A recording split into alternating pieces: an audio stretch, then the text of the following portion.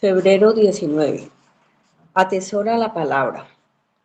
El joven Samuel servía al Señor en presencia de Elí. La palabra del Señor escaseaba en aquellos días y las visiones no eran frecuentes. Y aconteció que el Señor llamó a Samuel.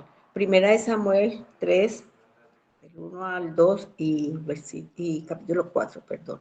El caos que vemos al final del libro de Jueces, cuando cada uno hacía lo que le parecía bien ante sus propios ojos, Jueces 21-25, y no sabía un liderazgo efectivo, era un indicio de la oscuridad espiritual que reinaba entre el pueblo de Dios en aquella época. ¿Qué había provocado esta oscuridad? La proclamación fiel de la palabra de Dios era cada vez menos frecuente.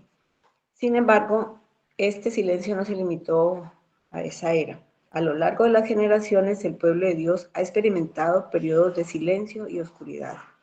Sin embargo, Dios es un Dios de claridad y gracia, de manera que nunca ha dejado al pueblo sin sus palabras. Así fue como, a pesar de la infidelidad del pueblo durante el periodo de los jueces, Dios estaba preparando enviarle sus palabras mediante el joven Samuel, primera de Samuel 3:1. Dios siempre se asegura de que, de una u otra manera, su pueblo pueda escuchar su palabra. Hoy, en Occidente, debemos afirmar que recibimos su palabra de manera frecuente. Tenemos el privilegio de un acceso fácil a la palabra de Dios en las Escrituras. No hace mucho tiempo, un ministro no podía decir a su congregación: por favor, tomen su Biblia y vayan a este pasaje, porque antes de la invención de la imprenta, pocas personas tenían una Biblia y no habrían podido leerla por sí mismos, aunque la tuvieran. En el siglo XVIII, cuando John Newton hablaba a su congregación, dijo: tengo el honor y la dicha de predicar a un pueblo libre que tiene la Biblia en sus manos. Sigue habiendo muchos lugares en el mundo donde las Biblias están prohibidas y son destruidas, de manera que solo se pueden conseguir por contrabando. Recibir incluso una porción de las Escrituras significa muchísimo para nuestros hermanos y hermanas en estos países.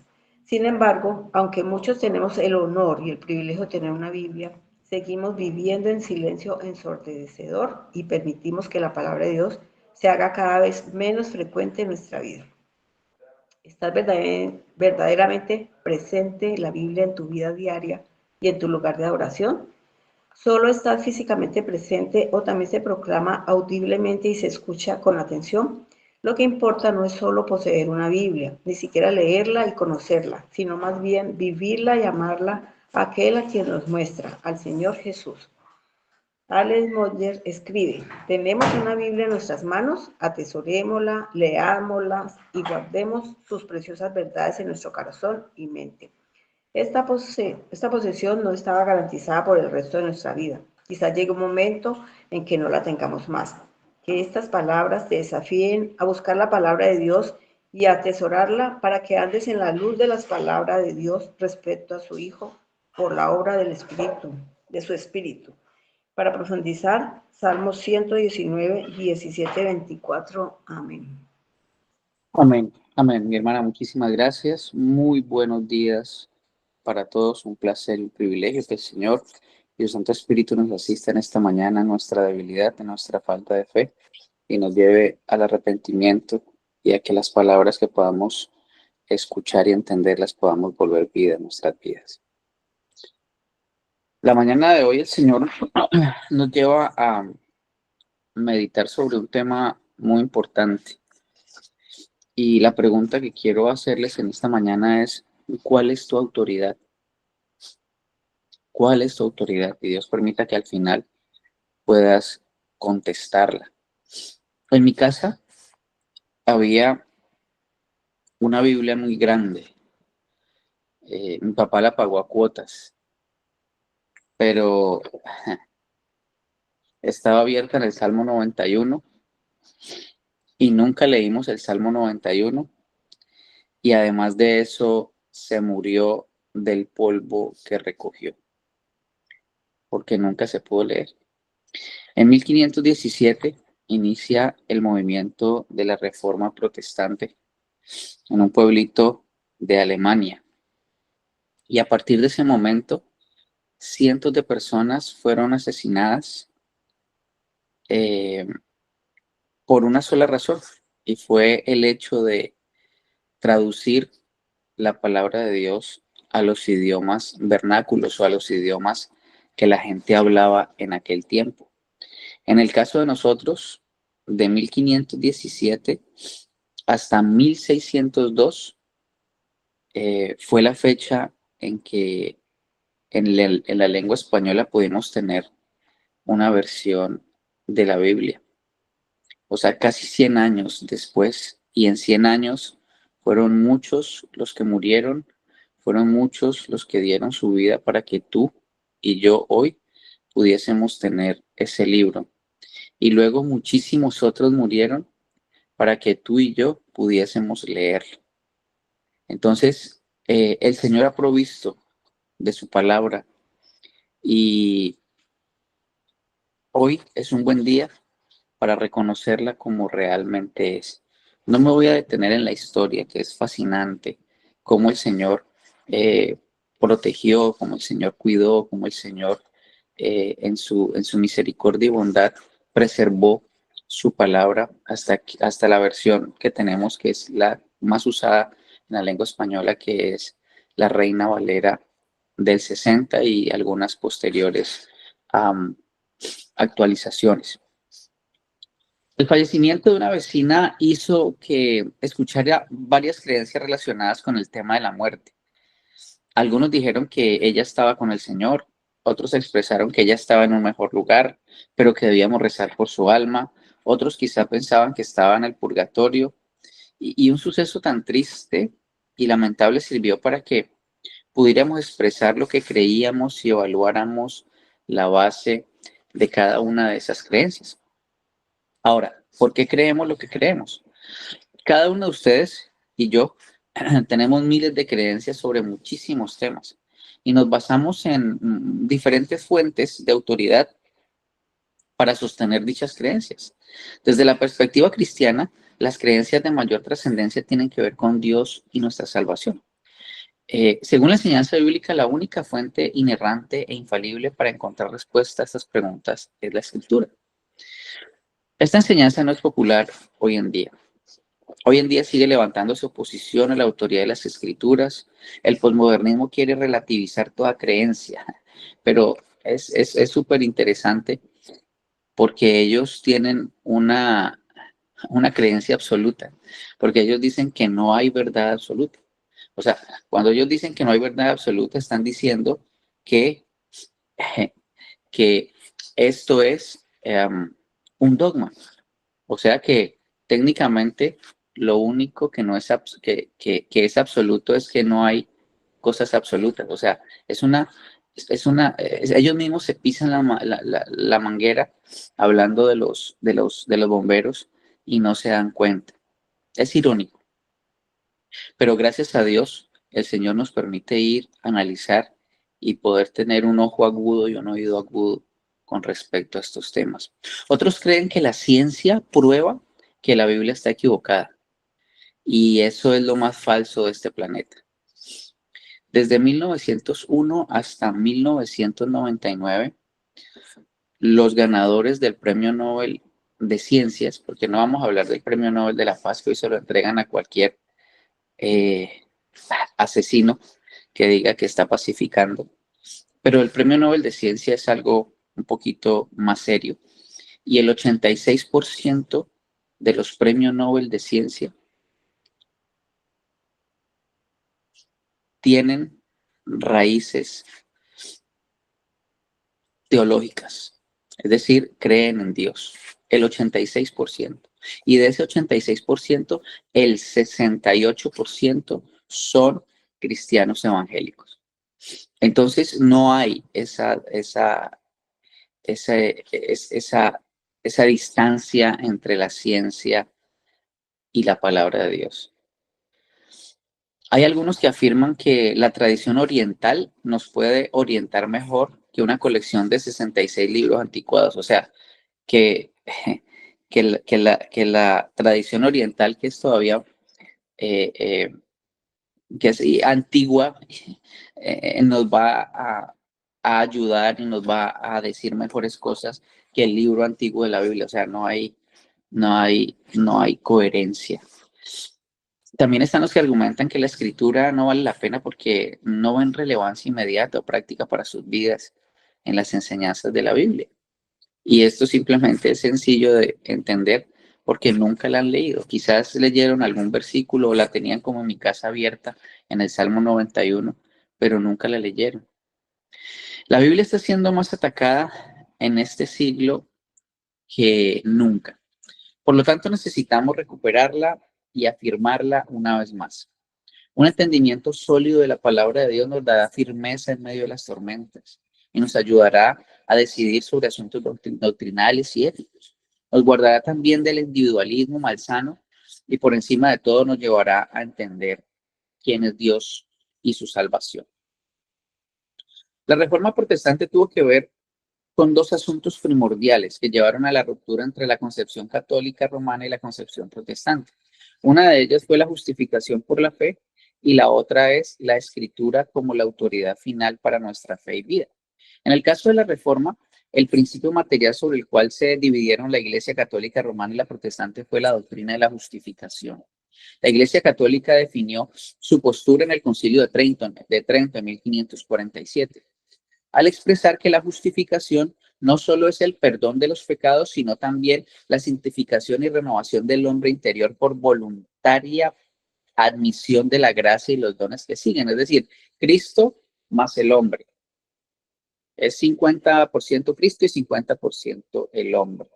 Por su parte, los reformadores la entendieron y la entienden como la imputación de la justicia de Cristo al creyente por la fe. Es decir, no hay ningún papel protagónico de nadie diferente a Cristo en la salvación del hombre, como evidentemente la Biblia lo enseña. Lutero llegó a entender la justificación por la fe a través de su estudio de las Escrituras, específicamente de los Salmos, del libro de Romanos y el libro de Gálatas. Él pensó por un tiempo que la Iglesia Católica escucharía sus ideas, pero una disputa en 1519 con el defensor del catolicismo John Eck lo llevó a comprobar que eso era imposible. Es más, los argumentos de Eck lo impulsaron a examinar el fondo de su fe. Y la pregunta que se hacía era, ¿cuál sería su autoridad final? ¿El Papa o las Escrituras? Entonces, la expresión de su nuevo principio formal se hizo pública en la Dieta de Worms en 1521. Y es como una parte que es muy conocida de Lutero, un discurso que dio en aquel lugar. Y dijo, a menos que se me convenza por testimonio de la Escritura o por razones evidentes, puesto que no creo en el Papa ni en los concilios de la Iglesia Católica Romana, hablando, estoy encadenado por los textos de la Escritura, he citado y mi conciencia está cautiva de la palabra de Dios. No puedo ni quiero retractarme de nada. Es decir, toda enseñanza y práctica debe ser evaluada a la luz de la palabra de Dios. Otro documento importante de las Escrituras son las 10 conclusiones de Berna en 1528, el resultado de una disputa entre católicos y protestantes en Suiza. La segunda conclusión sintetiza esta doctrina. La Iglesia de Cristo no formula ninguna ley ni mandamiento aparte de la palabra de Dios. Por tanto, las tradiciones humanas no son obligatorias para nosotros, excepto en la medida de que estén fundamentadas en la palabra de Dios o prescritas en ella. De esta manera, podemos concluir que la única autoridad infalible hoy en día y siempre lo fue y lo será es la Escritura. Por tanto, toda enseñanza y práctica debe ser evaluada a la luz de la palabra de Dios. Y si algo se desvía de esa autoridad, sea Dios veraz y todo hombre mentiroso. 500 años después, este principio formal sigue definiendo las diferencias entre cristianos evangélicos y los católicos romanos. El Catecismo de la Iglesia Católica resalta que los términos del debate no han cambiado. Dice, la Sagrada Escritura dicen los católicos romanos, la Sagrada Escritura es la palabra de Dios, en cuanto escrita por inspiración del Espíritu Santo. Eso es verdad. Pero abajito dice, la tradición recibe la palabra de Dios encomendada por Cristo y el Espíritu Santo a los apóstoles y la transmite íntegra a los sucesores para que ellos, iluminados por el Espíritu de la verdad, la conserven, la expongan, la difundan fielmente en su predicación. O sea, palabra de Dios más tradición, pero la tradición es más importante. De ahí resulta que la iglesia, a la cual está confiada la transmisión y la interpretación de la revelación, no saca exclusivamente de la escritura todo lo revelado, sino que es tradición. Así, las dos se han de recibir y respetar con el mismo espíritu de devoción, y aquí se termina la cita. Al leer estas afirmaciones, la pregunta que surge, la pregunta que surge es, ¿qué pasa si la iglesia se desvía de la enseñanza correcta de la escritura? Si hay un conflicto entre lo que la iglesia enseña y la escritura enseña, ¿qué se podría hacer?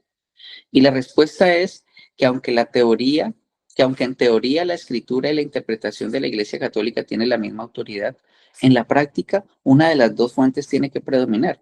Y como lo explica el teólogo Van Vidijk, la Iglesia, según lo que hoy en día es la doctrina católica universalmente aceptada, es temporal y lógicamente anterior a la escritura.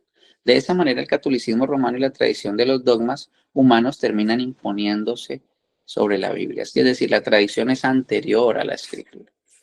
Solo una autoridad puede ser final para determinar una cuestión de fe. De manera amplia podríamos hablar de varios candidatos que podrían servir como esta autoridad.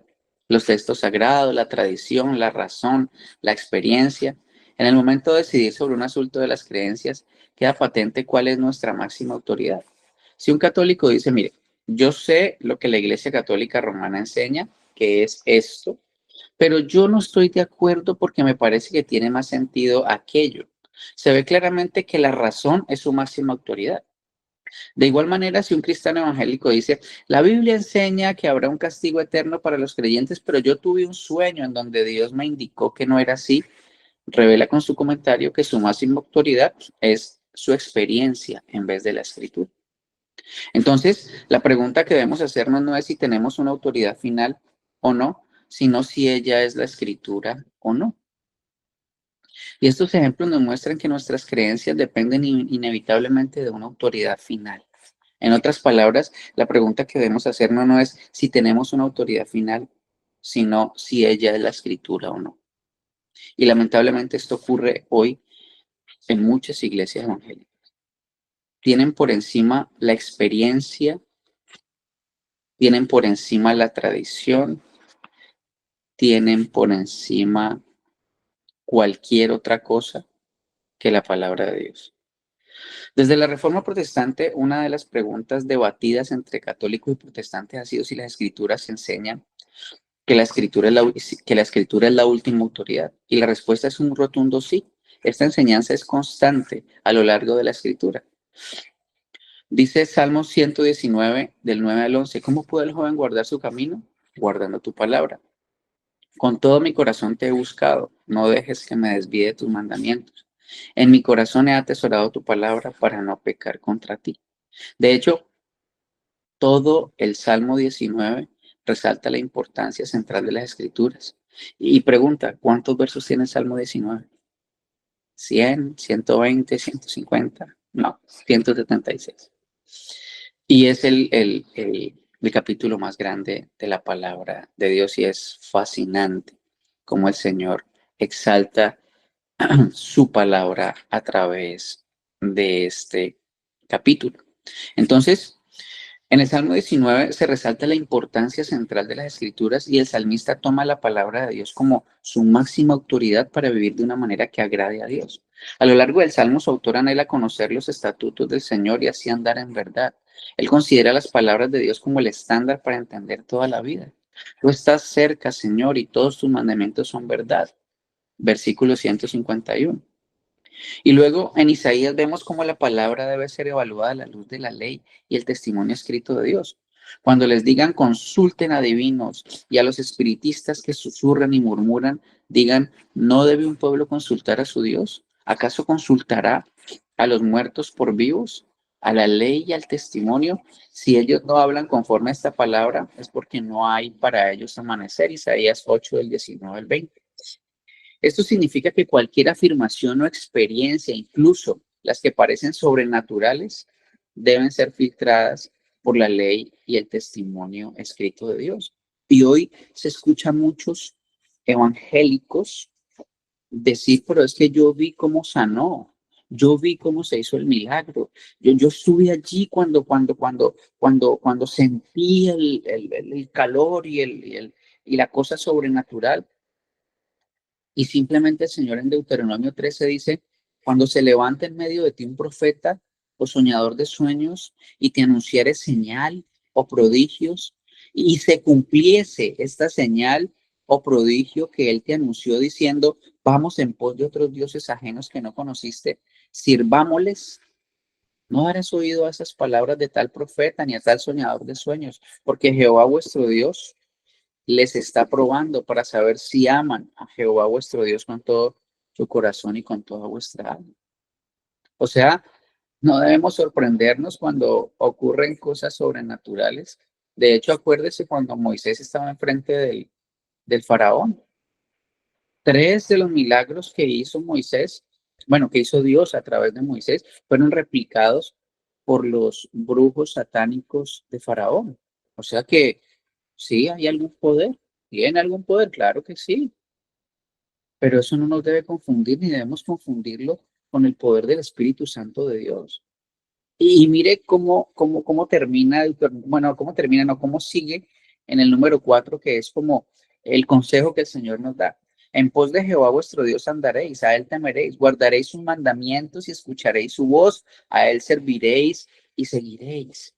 Mi hermano, la palabra de Dios. La palabra de Dios.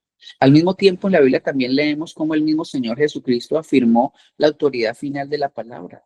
En el relato de la tentación en el desierto, Jesús refutó a Satanás 3 veces de la misma forma. Escrito está. ¿Sí recuerdan? En Mateo capítulo 4, versículo 4, versículo 7 y versículo 9. Dice, escrito está, para nuestro Señor las escrituras tenían autoridad para entender su realidad y para confrontar al enemigo.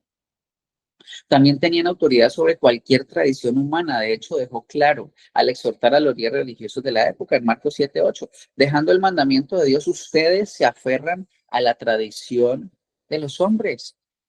Tradición, experiencia, intuición, eso es lo que se ve hoy.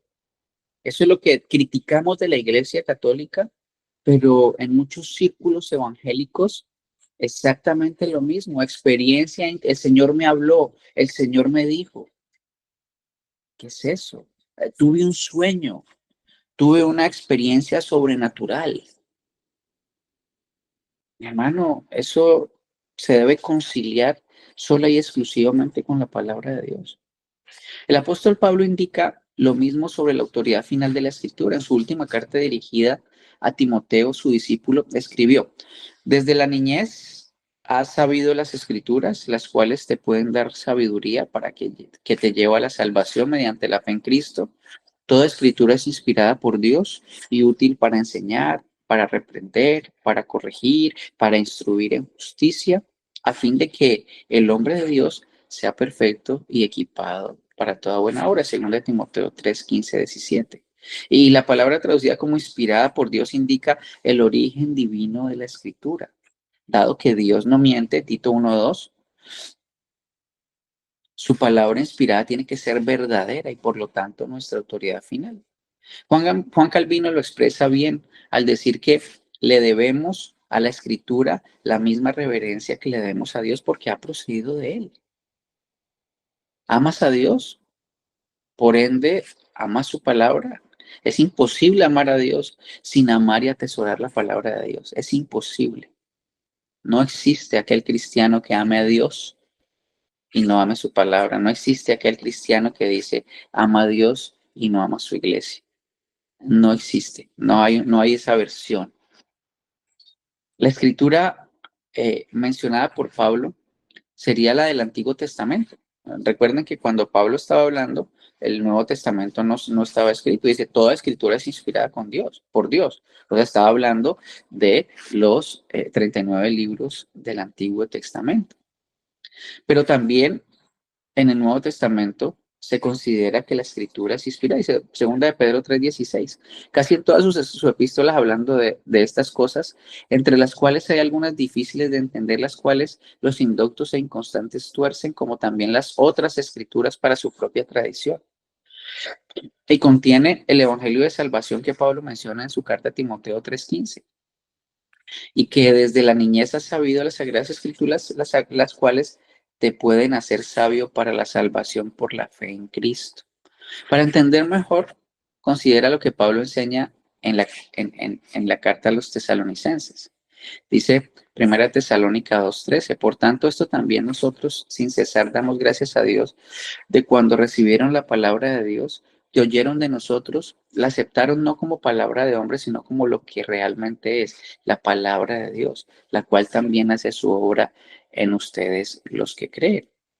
Así que, hermanos, estén firmes y conserven las doctrinas que les fueron enseñadas ya de palabra y ya por carta nuestra, segunda de Tesalonicenses 2:15. Estos versículos enseñan que la palabra de Dios comunicada por los apóstoles tiene la autoridad de Dios. Vemos que la doctrina cristiana llegó a los tesalonicenses a través de las palabras orales de Pablo y sus cartas. Pero ¿en dónde encontramos estas palabras hoy? Segunda Tesalonicenses 2:15. Así que, hermanos, estad firmes y retened la doctrina que habéis aprendido, sea por palabra o sea por carta nuestra. Ellas mismas obran para brindar convicción sobre su autoridad y podemos concluir que lo que hacen mediante la obra del Espíritu Santo y quién las inspiró. Segunda de Pedro 1:20. Entendiendo primero esto, que ninguna profecía de la Escritura es de interpretación privada, y tuvimos un devocional exclusivamente para hablar de este versículo, porque nunca la profecía fue traída por voluntad humana, sino que los santos hombres de Dios hablaron siendo inspirados por el Espíritu Santo. Pablo confió en la autoridad máxima de la palabra. Pablo atesoró la palabra de Dios. Puedes empezar a ver cómo la suficiencia de la palabra de Dios se enseña a lo largo de la Biblia.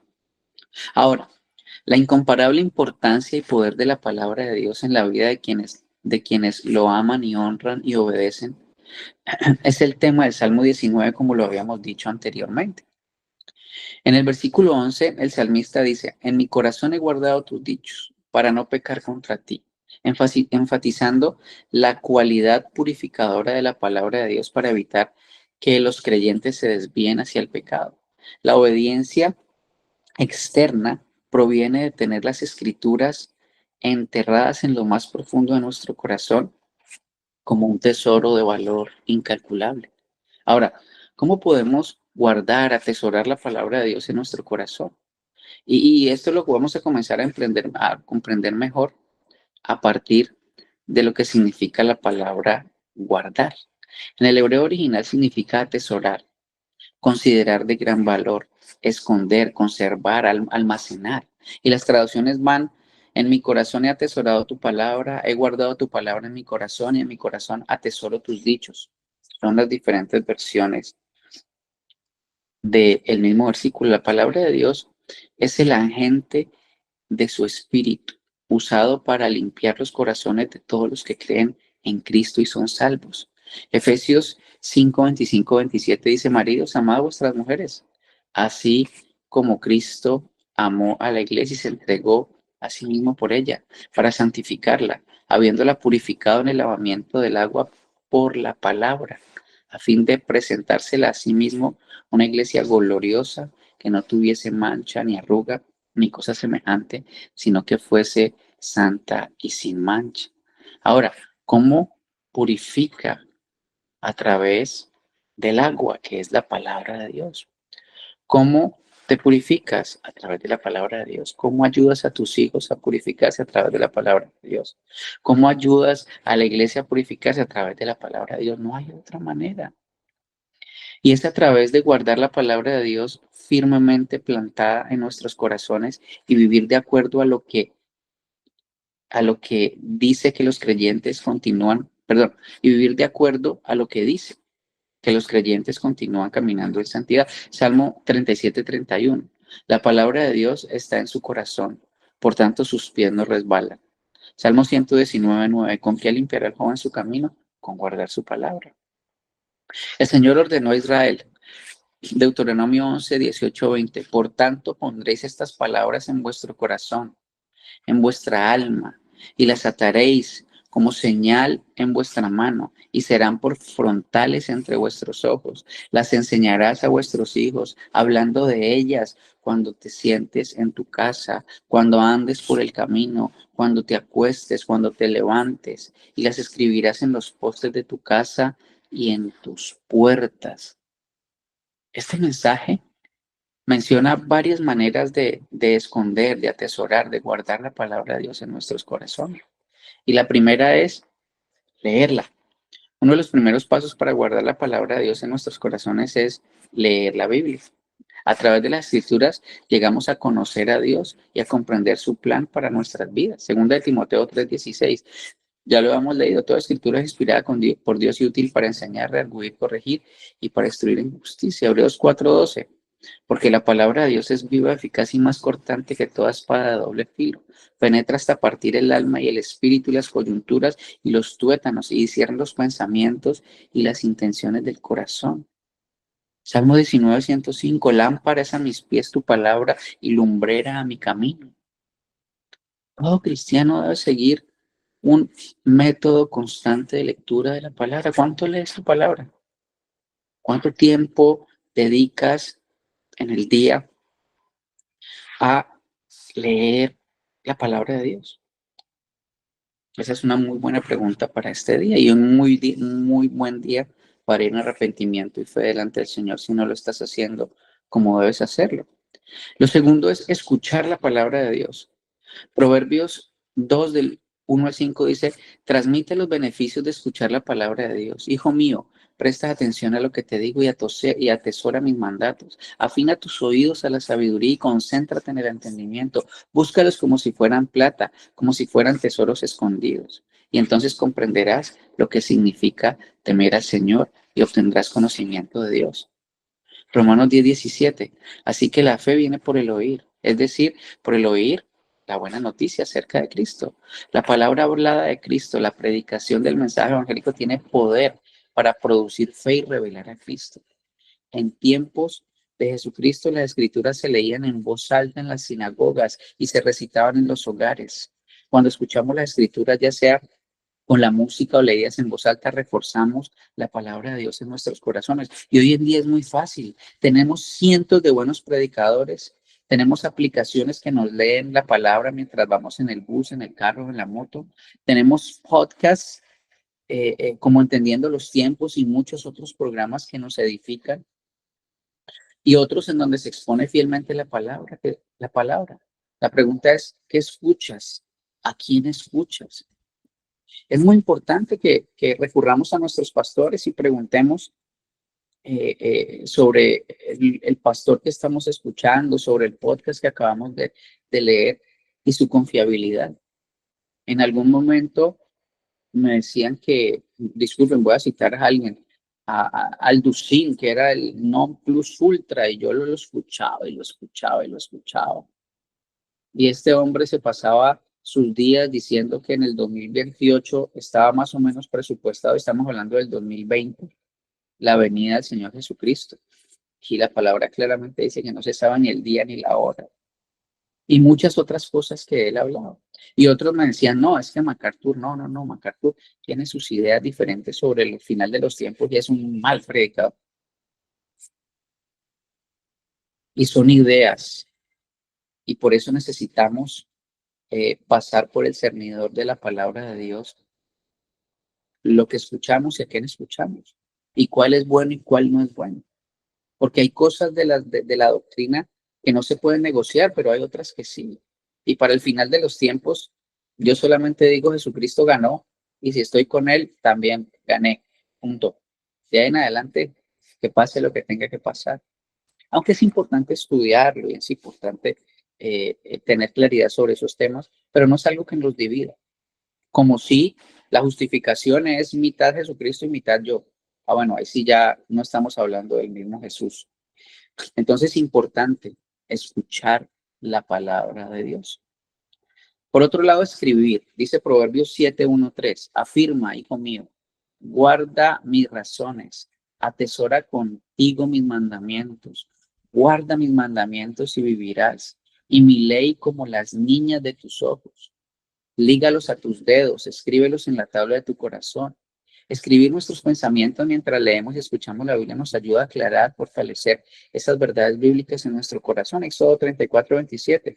Y Jehová dijo a Moisés, escribe tú estas palabras porque conforme a estas palabras he hecho pacto contigo y con Israel. Deuteronomio 6:6. Y estas palabras que yo te mando hoy estarán sobre tu corazón. Habacuc 2:2. Y Jehová me respondió y dijo, escribe la visión y declara en tablas para que corra el que las leyere en ella. Ahora mi pregunta, ¿tomas apuntes cuando vas a la iglesia? Porque es que hoy, como tenemos la Biblia en el celular, en la tablet, llegamos con la tablet, que todo el mundo se dé cuenta que tenemos una super tablet, un super celular, pero muy pocos creyentes, comillas, llegan a escribir, llegan a escuchar la palabra de Dios, escribir, y no tengo nada con que la tengan en la tablet o en el computador, pero si vas a enseñarle a tu hijo a leer la Biblia y la estás leyendo en tu celular, pues no se va a dar cuenta tu hijo si está leyendo la Biblia o mirando Facebook, realmente. Entonces, en este orden de ideas, súper importante tomar apuntes, súper importante. Después del sermón, eh, eh, hablas de la palabra de Dios en casa, cuando te encuentras con los hermanos o cuando estás en el almuerzo después del culto, eh, podemos conversar acerca de lo que escuchamos el domingo, ampliar, hacer preguntas o que nos hagan preguntas sobre lo aprendido y lo enseñado. Es súper importante, hermano, porque el pastor Eduardo sigue siendo un ser humano que se puede equivocar. Yo sigo siendo un ser humano que se puede equivocar. El único que no se equivoca es Dios. Entonces tú escribes. Y pastor, disculpe, usted dijo esto en su sermón y no lo entendí bien. ¿Qué quiere decir? Porque yo leo en la palabra esto y el pastor con la suficiente humildad que debe caracterizar a un pastor conforme al corazón de Dios, te va a decir, sí, mira, esto por aquí, esto por allá, o si se equivocó, pues tendrá que decir, mire, lo siento, el siguiente domingo dije esto, fue una imprecisión, porque esto y lo otro, perdón, y vamos para adelante. Pero no es posible atesorar la palabra si no se escribe. Si no tomas apuntes, si no la contrastas con lo que está escrito. Seguimos siendo unos católicos romanos, llegando allá, mirando, escuchando y saliendo. Y no pasa absolutamente nada. Otra parte de lo que dice el versículo que leímos ahora es estudiar. La Biblia nos insta a estudiar las escrituras para comprender mejor. Hechos 17:11. Y estos eran más nobles que los que estaban en Tesalónica, pues recibieron la palabra con toda solicitud, escudriñando cada día las escrituras para ver si estas cosas estaban allí. Los de Berea contrastaban lo que escuchaban con lo que ellos leían de la palabra, con el estudio que ellos hacían de manera diligente en asistencia del Espíritu Santo. Timoteo 2:15, procura con diligencia presentarte ante Dios aprobado, como obrero que no tiene que avergonzarse, que usa bien la palabra de verdad. Utilizas una Biblia de estudio y otros recursos que te ayuden a aprender con precisión lo que dicen las Escrituras. No superficialmente, sino históricamente en el contexto adecuado. Hoy hay muchas Biblias con notas al pie. Y una de ellas muy buena es la Biblia Reformada, que recién hace poco R.C. Sproul y otros creyentes muy piadosos la sacaron, y en 2025, en junio, sale la Biblia de estudio de César Vidal también, que va a ser muy buena para quienes nos gusta la historia y nos gusta esos textos difíciles, es súper chévere. ¿Cuántos buenos libros lees que te ayuden a comprender mejor algunos apartes complicados de la palabra de Dios? Es súper importante, mi hermano, estudiarse, tener un tiempo en donde tú te sientes, abres tu Biblia, la leas, consultes aquí, consultes allá, le preguntes al pastor. Meditar. La Biblia también nos anima a deleitarnos en la ley del Señor, meditando en ella de día y de noche, Salmo 1:2. Sino que en la ley de Jehová está su delicia y su ley medita de día y de noche. Debemos meditar en las instrucciones y promesas de Dios. Salmo 119:97. Cuánto amo tu ley. Todo el día ella es mi meditación. Y en el 148 se anticiparon mis ojos a las vigilias de la noche para meditar en tus mandatos, del Salmo 119. Entonces, al meditar continuamente en la palabra de Dios, atesorándola y almacenándola y guardándola en nuestro corazón, transformará literalmente nuestra forma de pensar y comportamiento. Romanos 12:2. No os conforméis a este siglo, sino transformados por medio de la renovación de vuestro entendimiento, para que comprobéis cuál sea la buena voluntad de Dios, agradable y perfecta. Memorizar la palabra de Dios es una muy buena práctica. Pensar en las implicaciones que tiene para la vida espiritual, para la vida del día a día, y en últimas nos clarificará aquello que piensa Dios acerca de muchísimas cosas. En el antiguo mundo hebreo, la meditación siempre implicaba ejercitar y comprometer la mente. No es, no, eso no tiene nada que ver con la meditación. Thomas Watson, un ministro puritano del siglo XVII, dedicó gran parte de su vida a la meditación de la Biblia, practicándola y enseñándola, y definió acertadamente la disciplina en su libro El cielo tomado por la tormenta, como un santo ejercicio de la mente por el cual traemos a la memoria las verdades de Dios, las meditamos seriamente y las aplicamos a nosotros mismos. La meditación es una forma de interiorizar la palabra de Dios, llevándola a lo profundo de nuestros corazones para que el Espíritu Santo pueda a través de ella guiarnos, limpiarnos, enseñarnos, transformarnos, purificarnos desde adentro. Podemos escuchar la Biblia, leerla y memorizarla. Las Escrituras para llevarla a nuestras mentes, pero también debemos meditarla continuamente. ¿En qué piensas cuando vas manejando? ¿En qué piensas cuando vas en el bus? ¿En qué piensas cuando estás cocinando? ¿En qué piensas? ¿En qué piensas? Eso es lo que define realmente la diferencia entre un creyente verdadero y cualquier otra persona. Porque esos son los pensamientos que se van a volver vida cuando vas a hablar. Esos son los pensamientos que se van a volver vida cuando vas a enfrentar un reto cualquiera. Que el Señor nos ayude a entender y a poner por obra lo que significa atesorar su palabra, mis hermanos. Tenemos la herramienta más poderosa de este mundo para guiarnos, para limpiarnos, para transformarnos. ¿Qué tanto atesoras la palabra de Dios? ¿Cuál es, mi hermano, mi hermana, tu autoridad final? ¿Qué es lo que define quién eres? ¿Cómo funcionas? ¿Cómo actúas? ¿Cómo piensas? ¿Qué es lo que define? Porque si no es la palabra de Dios, puedes decir que eres creyente, puedes decir que vas a la iglesia y levantar las manos, gloria a Dios, aleluya. Pero si esa palabra no es vivida 24 horas al día, 7 días a la semana, tu autoridad no es la palabra de Dios.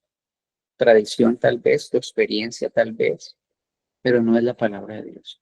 Que el Señor nos ayude a atesorar la palabra de Dios, que Dios nos ayude a ver la palabra de Dios como es, bendita, poderosa, eterna, y que pasará el tiempo, pero ella no pasará. Pasaremos nosotros, pero ella no pasará. Padre Celestial, te damos gracias por esta mañana, gracias por este día. Ayúdanos a guardar en nuestra